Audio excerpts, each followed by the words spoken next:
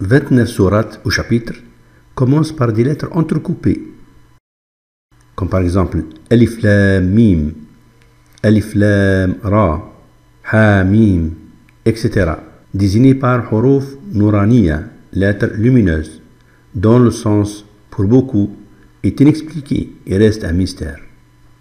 Dans la sourate ou chapitre classé 29, au nombre de ces sourates 29, sourate l'araignée, Al-Ankabut, occupe leur centre, de telle façon que 14 sourates lui sont dessus et 14 sourates lui sont dessous. Ces lettres entrecoupées de tout le Saint-Coran sont constituées de 14 lettres de l'alphabet arabe qui en compte 28. Et si on considère les deux sourates, Al-Shu'ara, les poètes, classés 26, et Al-Qasas, le récit, classé 28, elles commencent tous deux par les trois lettres entrecoupées, Ta, Sin, Mim, désignées pour être les versets du Saint-Coran.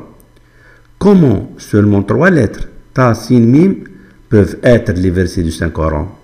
Pour découvrir cela, remplaçons ces trois lettres par leur nombre de répétitions parmi toutes les lettres entrecoupées. En effet, les lettres entrecoupées Ta, Sin, Mim de ces deux versets, parmi l'ensemble des 14 lettres entrecoupées, ont été répétées 4, 5 et 17 fois, ce qui nous a donné le nombre Ta, Sin, Mim égale 17, 5, 4, où Ta représente les unités, Sin représente les dizaines et Mim représente les centaines. Donc ce nombre 17, 5, 4 n'est pas dans le système de calcul de la base 10, composé seulement des symboles de 0 à 9, puisque le symbole 17 est supérieur à 9. Alors il fallait utiliser un système dont 17 est parmi ces symboles. Mais puisqu'il est question du Saint-Coran, où le 19 est son nombre d'exception, alors on a considéré le système de calcul à base 19, composé des chiffres ou symboles de 0 à 18, où le 17 existe bel et bien comme symbole. Et il y a rappelé que pour les symboles aux chiffres supérieurs à 9, les mathématiciens ont donné des lettres A pour le symbole 10, B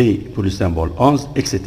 Et ainsi, dans notre cas, on écrit Ta, Sin, Mim égale 17, 5, 4 et égale donc à H54 dans la base 19. Et si on convertit ce nombre de la base 19 à la base 10, on a deux méthodes. La méthode manuelle, où on trouve le 4 dans le système 19 ou décimal ou autre est multiplié par 1, car c'est une unité. Le 5 est une dizaine en base 19, donc par 19. Le 17, une centaine en base 19, donc 19 par 19.